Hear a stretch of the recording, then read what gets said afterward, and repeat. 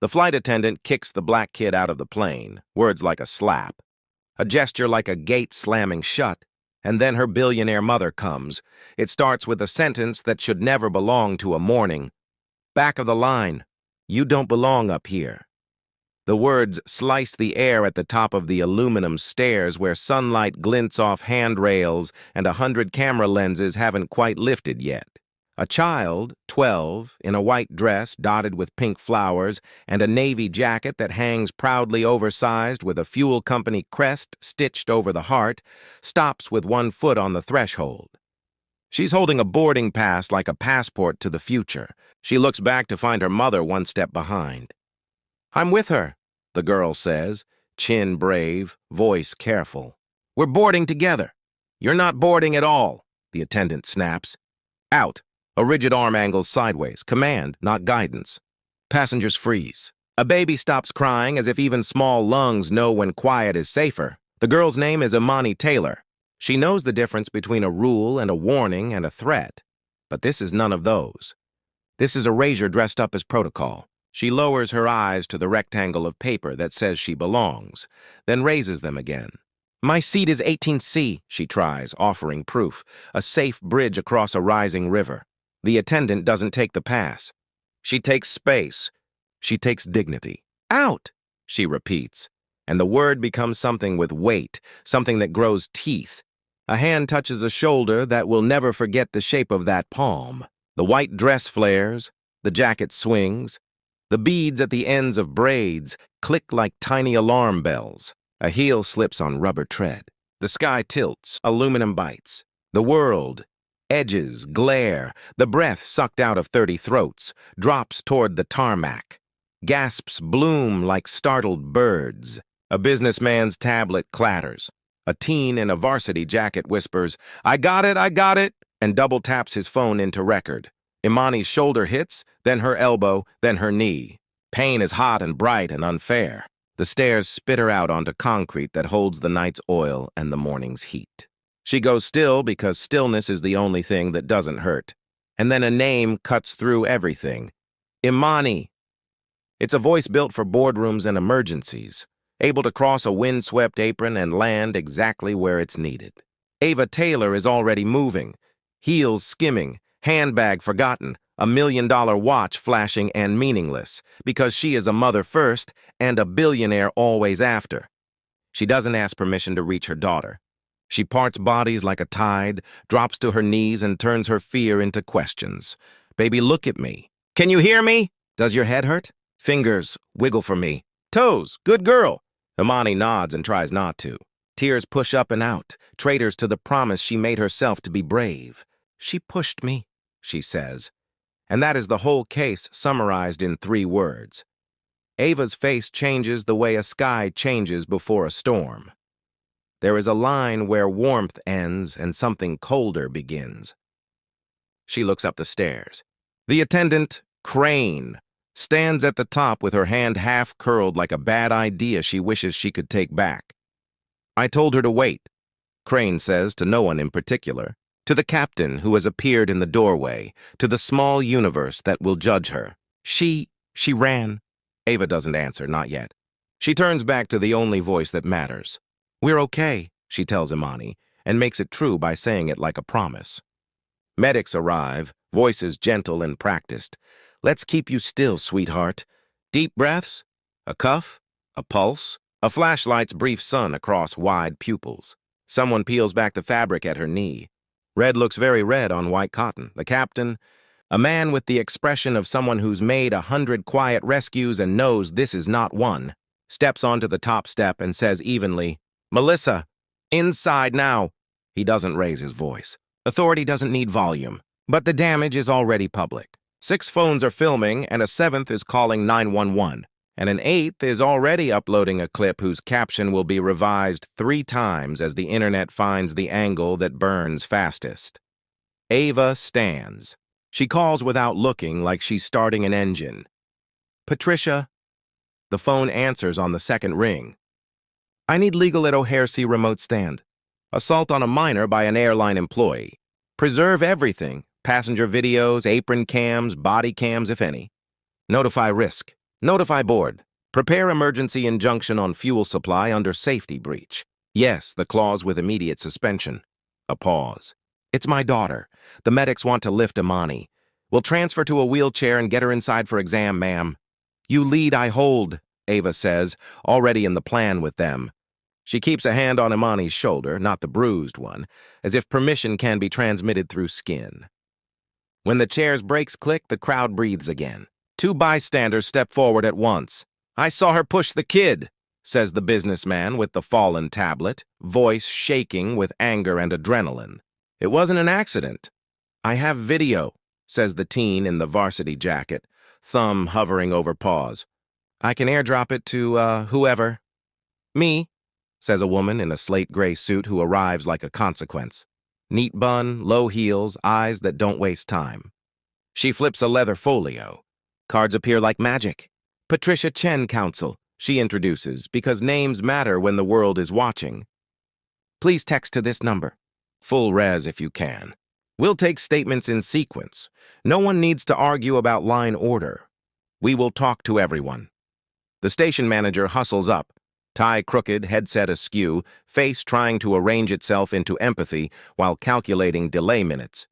Ma'am, we're so sorry about this unfortunate— Don't call a crime unfortunate, Ava says, and it's almost kind because it stops him making himself smaller with euphemisms. You'll speak with my counsel. He pivots too quickly and finds Patricia already there with a tablet. Your employee directories, training schedules, incident logs for the last 18 months at this station, also the location and retention policy of exterior CCTV feeds. That will have to go through public venue, multiple witnesses, immediate preservation duty, Patricia replies without looking up. Consider yourself on notice. Crane tries to slip down the aisle, past galley carts and the coiled tension of 3 crew members who can feel careers shifting under their feet. She makes it to the doorway and meets 2 airport police officers walking up with measured steps that say, they know 2 things. Phones are watching and someone is hurt. Ma'am, we need to speak with you, the first officer says, and in that sentence there is room for decency that wasn't offered to a child. Crane folds. I didn't mean she ran. She looked like— She swallows the last word and it still hangs there. Audible to anyone who's ever been told to wait their turn in a place where their turn never comes. Inside the terminal, a perimeter blooms yellow. The gate display flips from on time to delayed to canceled in cautious increments like a timid apology. 2 reporters who were here to cover a weather story begin covering the weather of people instead. The first clip hits social media with a caption that stumbles on the spelling of Imani, then fixes it when the spelling appears in a comment from someone who heard the mother say it. A second clip adds slow motion and a circle around a hand.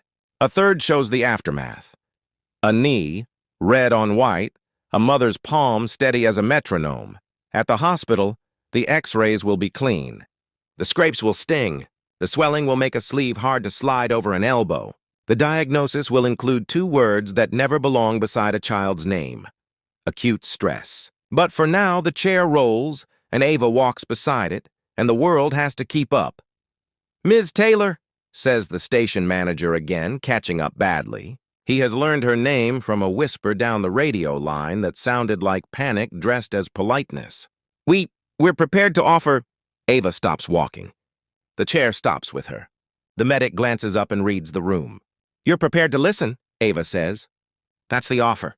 Of course, he swallows.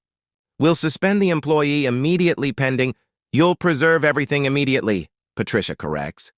Already emailing a preservation letter to 4 departments and a 5th address labeled simply CEO. And you'll refrain from characterizing this as a fall. The captain approaches, hat in hand, eyes steady. Ms. Taylor, he says, and doesn't pretend he didn't know who she is. It's too late for that. I'm sorry. I've grounded my flight. I'm making myself available to give a statement. Thank you, Ava says, and means it. A system is not a single person. Accountability is not the same thing as vengeance. But systems require leverage, and she is fluent in that language. Her phone rings with a tone only 3 people have. She answers. Dorothy, she says, and every executive muscle in her body softens at the sound of her mother's voice. She's okay. Scrapes, bruises. We're going to the hospital. A pause. Yes, Mama, I know. I am. Airport police collect statements. They ask Imani simple questions like stepping stones across a river. What is your name? How old are you? Did your head hit anything? Do you feel dizzy now? Imani focuses on each answer like a task she can control. She doesn't look back at the stairs. She doesn't look up the long funnel of faces. She looks at her mother's hand and counts finger creases like they are rungs on a ladder out of this moment. By the time the wheelchair's wheels roll into the terminal, the story has left the airport. It is on a morning show Chiron, abbreviated and wrong. It is in a group chat titled Girls Trip that stops dead mid-joke and becomes strategy. It is in a Slack channel at an airline HQ in Dallas that suddenly pings so hard the IT team thinks it's a denial of service attack. It is in a newsroom where a producer says, "Do we have the mom's name? Spell it right." It is in a comment thread already cracking into camps and then cracking the camps into subcamps. We don't know the whole story versus the whole story is on video versus children should respect rules versus children should not be assaulted. Ava rides in the ambulance because she chose a life where she answers to no one about whether her presence is necessary. She watches Imani's chest rise and fall. She counts breaths, not dollars. Her phone vibrates with a cascade, a contract clause forwarded back to her with the section already highlighted, a list of cameras on the C-17 apron, an internal memo from an airline VP that uses the word unfortunate and is immediately screenshotted and shared back to her by someone whose conscience outruns their loyalty. "Mom?" Imani says softly. Pain has faded to a wall-to-wall ache. "Did I do something wrong?" "No." Ava says it so quickly and so firmly that the word becomes a platform the ambulance could park on. "You did everything right.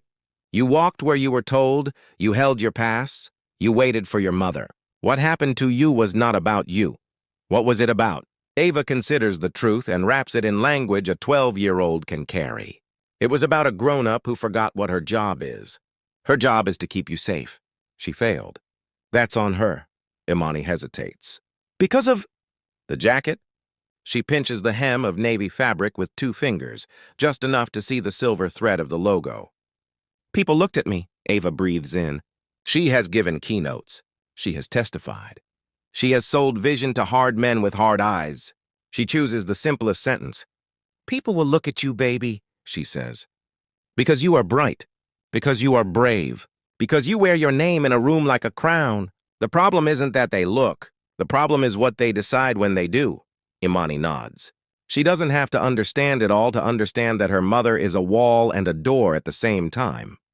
At Northwestern Memorial, a pediatric nurse with soft sneakers and a firm voice says, "We're going to clean that knee, Angel. It's going to sting for a count of 5. You tell me if it's a 6 and we'll stop."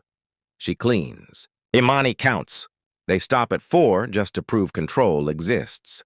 Patricia arrives with 2 associates and a rolling case. She's already spoken to airport police, to the FAA duty manager, to an assistant U.S. attorney who texted following because sometimes law is also human. She recites the status like a checklist. Security footage flagged for immediate hold. Witness list at 17 and growing. 6 individual videos secured. 2 more pending. Incident report is being drafted. We've notified their general counsel of intent to suspend supply under Clause 47, safety breach and reputational harm. Draft complaint is at 31 pages, not counting exhibits. Ava listens, stroking Imani's forearm with her thumb in a rhythm that predates spreadsheets and capital markets. "We do it," she says. "All of it. But first we feed my daughter and make sure she can sleep."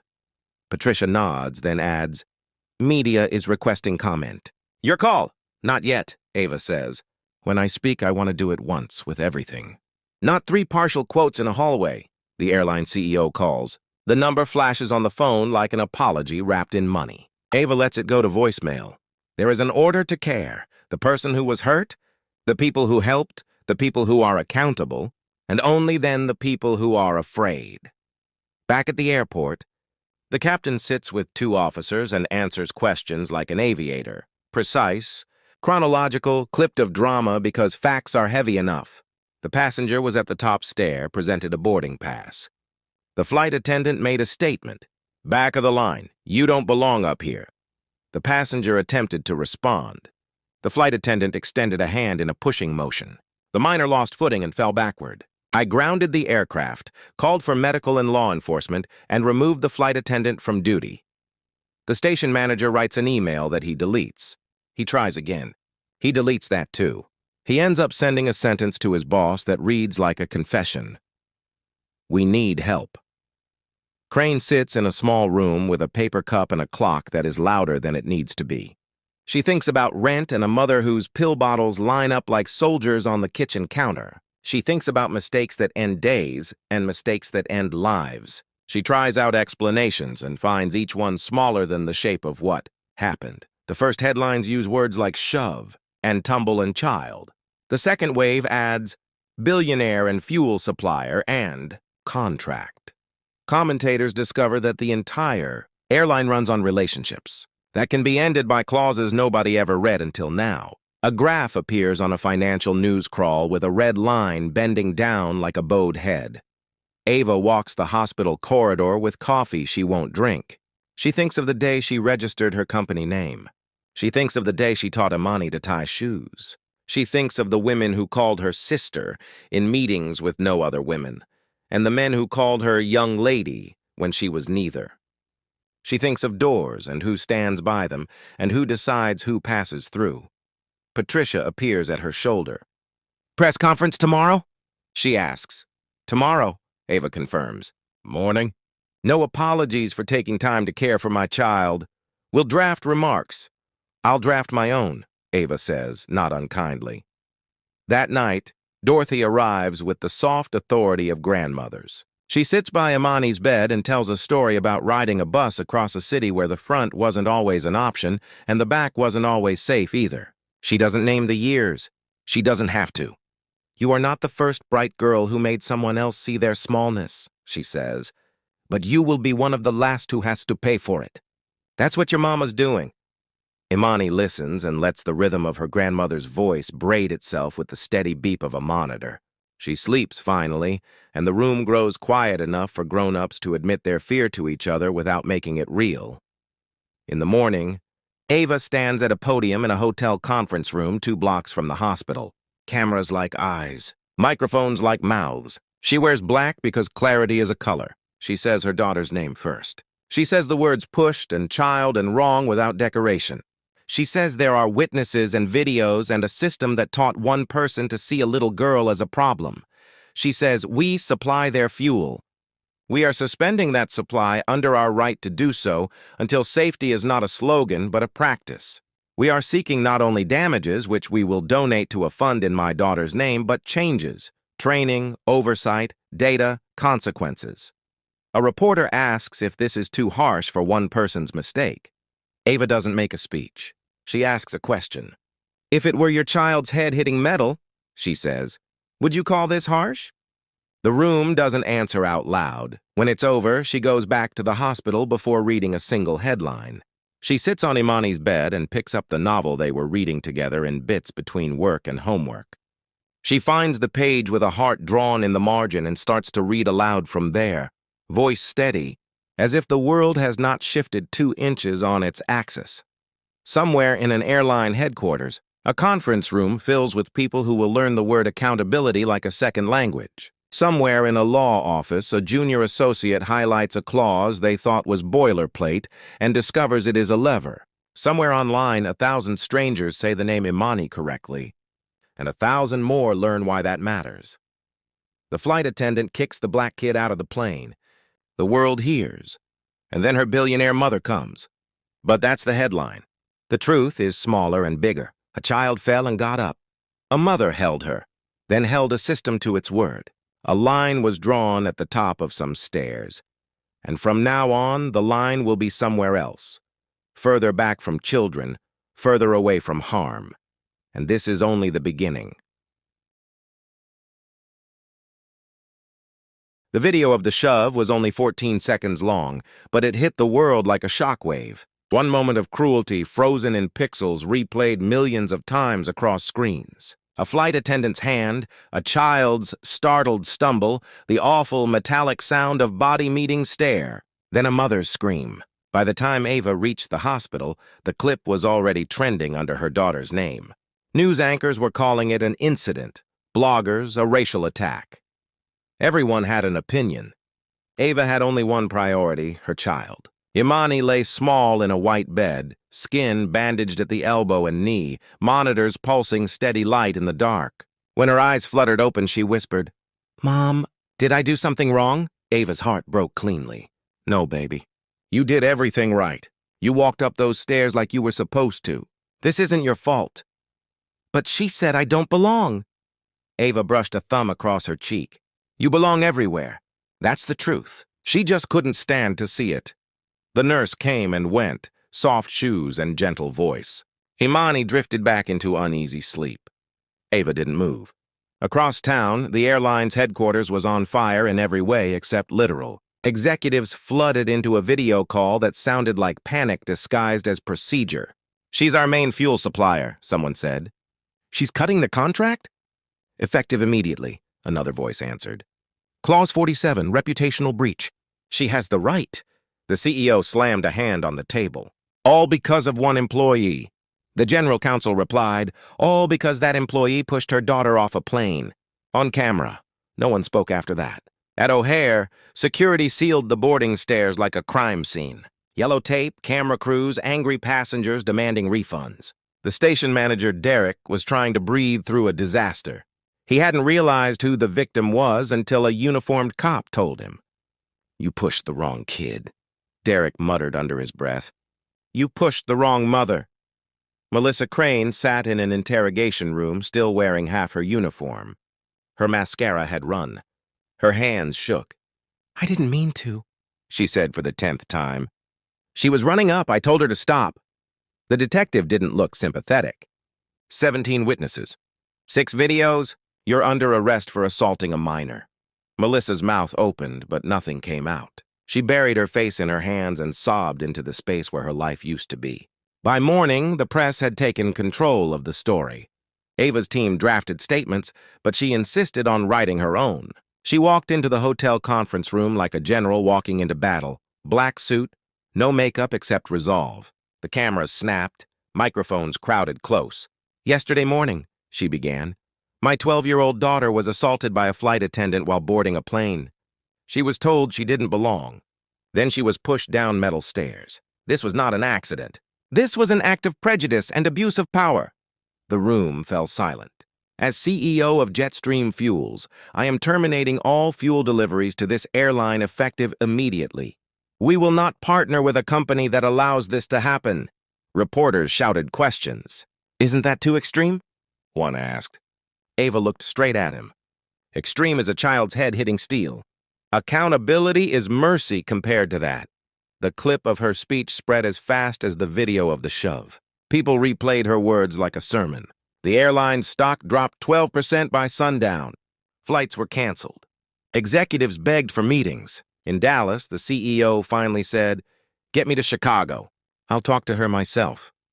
He didn't realize yet that talking wouldn't save him. Listening might. Back in the hospital, Imani scrolled through her tablet and frowned at her own face in headlines. "Mom, everyone's talking about me." "They're talking about what happened to you," Ava said. "And that means they're paying attention."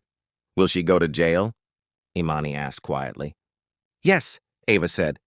"But this isn't about her anymore. It's about fixing the world that let her think it was okay." Imani nodded slowly. "I don't want revenge. I just want no one else to get pushed." Ava smiled faintly. "That's called justice." 2 days later, the airline's CEO walked into Jetstream's Chicago office with a folder and fear behind his smile. Ava was already seated with her lawyers. He started with, "Ms. Taylor, I can't tell you how sorry we are." She cut him off. "Show me change, not sorrow." He pushed the folder across the table. Termination of the employee, cooperation with prosecutors, mandatory training, oversight committee. Ava flipped through, unimpressed. Add child safety policies, quarterly audits, financial penalties for confirmed discrimination, and a $10 million scholarship fund for kids of color in aviation. He blinked. You're serious? Completely. He hesitated, then nodded. Done. Good, Ava said. Maybe your airline will finally learn humanity costs less than lawsuits. That night, Ava returned to the hospital. Dorothy sat reading beside Imani's bed. The girl's eyelids drooped as her grandmother's voice wove through the quiet. When she saw her mother, she smiled sleepily. Grandma says they're changing the rules, so no one else gets pushed? Ava brushed a braid off her forehead. That's right. Your pain made them listen. That's power, right? Yes, baby. Real power. I got it from you. Ava smiled. No, you had it all along. Outside, Chicago's skyline glowed against the dark. Somewhere, planes still took off, running on jet stream fuel, but this time under rules written in the name of a little girl who refused to disappear. And for the first time since the fall, Ava let herself exhale and believe the world could learn. The story refused to die down. What had started as a single video from a bystander's phone became a national reckoning that stretched across newsrooms, boardrooms, and courtrooms. Every network wanted the next headline. Airline faces 100 million lawsuit. CEO mother declares war on injustice. From tarmac to trial. But inside the hospital room where it all began, Ava Taylor wasn't watching television. She was watching her daughter sleep. Imani's bruises had faded to yellow and green. The bandages were gone. The fear wasn't. She still flinched when someone raised a hand too quickly. She still asked, "Are you sure it's okay if I go first?" Every time they boarded an elevator or walked into a store, Ava answered the same way every time. You belong wherever you are, baby. Remember that. Outside that small, quiet room, the world was roaring. The airline's CEO, Richard Ashton, returned to Dallas to face his board. They wanted blood, or at least survival. Settle everything, one director barked. Pay whatever she wants. Another added, we can't afford this PR nightmare. Ashton rubbed his eyes. We already agreed to her demands. The settlement's signed. What more do you want? The answer came from the CFO. We want the public to forgive us. And that will take years. In the following weeks, the reforms Ava demanded rolled out across the industry. Training videos were rewritten, manuals updated, HR policies rebuilt. A new division was born inside the airline, passenger safety and dignity. It reported directly to the board, not management. Employees were required to take anti-bias certification before being cleared for customer-facing duty. Other airlines scrambled to copy the changes, terrified of becoming the next headline. What Ava had started wasn't a lawsuit anymore. It was a movement. At the federal level, the FAA launched hearings on discrimination in air travel. The footage of Imani's fall played on Capitol Hill screens, while lawmakers asked CEOs hard questions about who gets to feel safe when they fly. Ava was invited to testify. She walked into the hearing room, calm, composed, wearing the same navy jacket her daughter once wore. Cameras flashed. When she spoke, her tone was steady enough to quiet the entire chamber. My daughter was 12, she said. She was told she didn't belong. What that flight attendant did wasn't an isolated mistake. It was a reflection of something bigger. We've built systems where prejudice hides behind procedure. It's time we stopped pretending otherwise. There was no applause, but there was silence, the kind that means people are listening. That night, her speech dominated every news cycle. Commentators called it historic. Others called it disruptive. Ava didn't care what they called it. She only cared that change was happening. Jetstream Fuels established the Imani Taylor Foundation the same week, a $10 million fund for children of color pursuing careers in aviation and aerospace. The first scholarships were announced within months. Imani herself chose the foundation's logo, a pair of wings shaped like an open book. Melissa Crane, meanwhile, stood in court wearing a gray suit 2 sizes too big, her hands clasped in front of her. The charge, assault on a minor. She pled guilty as part of a deal to avoid trial. When the judge asked if she had anything to say, her voice cracked. I was tired. I was angry. I took it out on a child who did nothing wrong. I'll be sorry for the rest of my life. The courtroom stayed silent. The judge sentenced her to 18 months in prison and 5 years of probation. No one cheered. No one jeered. Justice doesn't need an audience. Outside the courthouse, reporters swarmed Ava for comment. She didn't gloat. "This isn't about revenge," she said. "It's about accountability. And accountability means we learn, not just punish."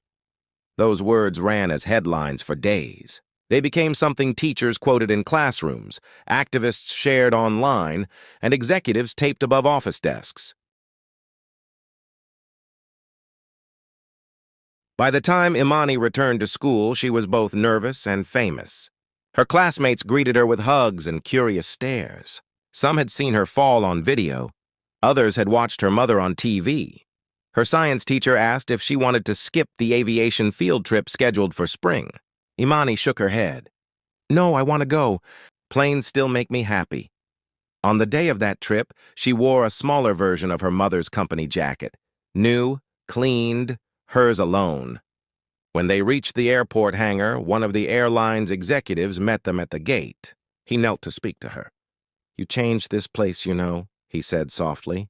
"Every rule we have now, every training session, every safety check, it's because of what you went through. I'm sorry it had to be you, but I'm grateful it was someone brave enough to speak." Imani smiled shyly. "I just fell. Mom did everything else." He shook his head. "You told the truth. That's harder." That night, as they drove home, Imani asked her mother a question that lingered in the air long after. "Would you change it if you could? If I never got pushed?" Ava thought about it for a long moment, eyes on the road. "I wish it never happened to you," she said. "But I don't wish away what came from it, the laws, the changes, the awareness. What you survived made the world a little safer." Imani frowned. "So bad things can make good things?" "Sometimes," Ava said, "if we don't stay quiet about them." Years later, aviation students would study the Taylor reforms as a turning point in passenger safety. Law schools would cite Taylor versus National Airlines as a landmark case in corporate responsibility. But the world would remember something simpler, a child's fall that became a nation's wake-up call. On the anniversary of the incident, Ava and Imani stood together at O'Hare's Gate C-17, now renamed the Imani Taylor Boarding Pavilion. A plaque on the wall read, "Dedicated to every child who has ever been told they don't belong. May you always rise." Imani ran her fingers over the metal letters and smiled. "It feels different now." Ava wrapped an arm around her. "That's because it is. You turned pain into purpose. That's real power." As they stood watching planes taxi under the morning sun, Ava thought of that first moment, the scream, the stares, the fear, and how far they'd come. The world had changed because she refused to let it stay cruel. And somewhere in that soft hum of engines, the sound of a child's laughter returned, carried by wind, stronger than gravity, unbroken.